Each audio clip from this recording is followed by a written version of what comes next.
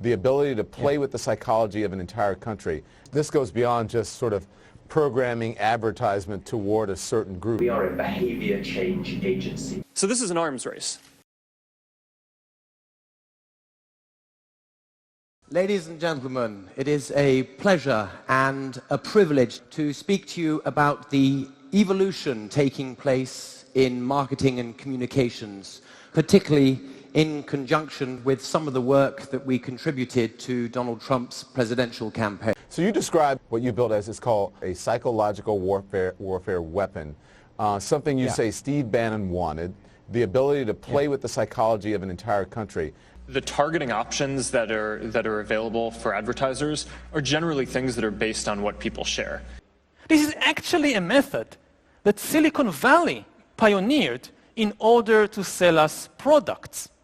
But now, the enemies of democracy are using this very method to sell us fear and hate and vanity. Today, we can use big data to understand exactly what messages each specific group within a target audience need to hear. Your demographics, your geographics, your media consumption, your consumer and lifestyle attributes will influence the way that you see the world. As important, or possibly more important, is personality or psychographics.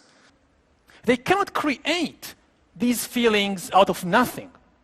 So they get to know our own pre-existing weaknesses and then use them against us. In order to change politics, you first have to change culture, because politics is downstream from culture. In order to fight a culture war, you need an arsenal of information weapons. In America, we can undertake hyperlocal television by local cable provider, which allows you to target very, very specifically. Steve came to SCL because what we worked on was data harvesting programs where we would pull data from users of apps and all of their friend networks and run that data through algorithms that could profile their personality traits and other psychological attributes to exploit mental vulnerabilities that our algorithms showed that they had. Because it is personality that informs decision-making, and clearly your decisions will drive the way that you vote. Big data is really the aggregation of as many data points that you can possibly get your hands on. So we can take all these data and synthesize them into one database of record and use this to build complex but very powerful models about the audiences we're seeking to engage with. Are there any clients you would refuse to work for? I'm sure there are, but we try not to get ourselves into a position where we have to say no. But clearly someone who likes to grab women by the pussy is absolutely all right. Well, I can't comment on that. If it's really true that you helped Trump get into office, are you happy? I'm happy with the job that we did.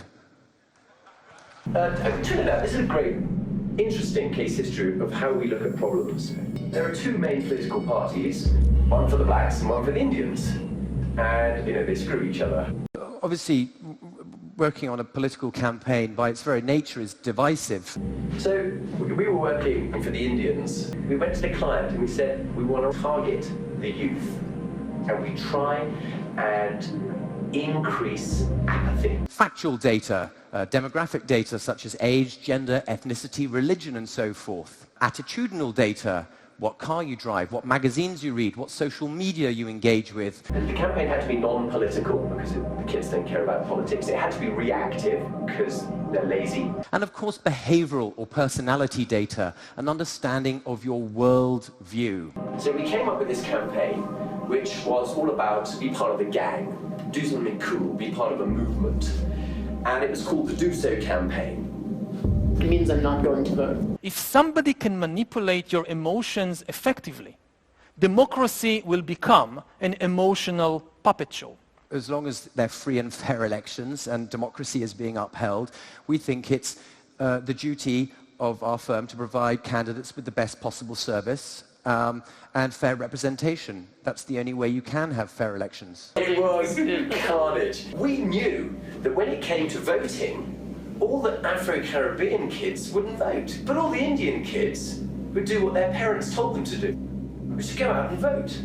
They hack our feelings of fear, and hate and vanity, and then use these feelings to polarize and destroy democracy from within. Thank God for the guidance that has brought us here to this victory. Thank you. We now undertake 10 national campaigns for Prime Minister or President each year. Malaysia we're working in.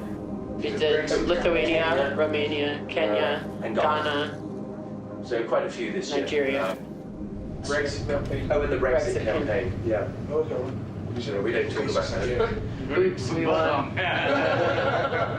I don't think it's for people sitting in other countries to cast their opinions on the self-determination of the United States.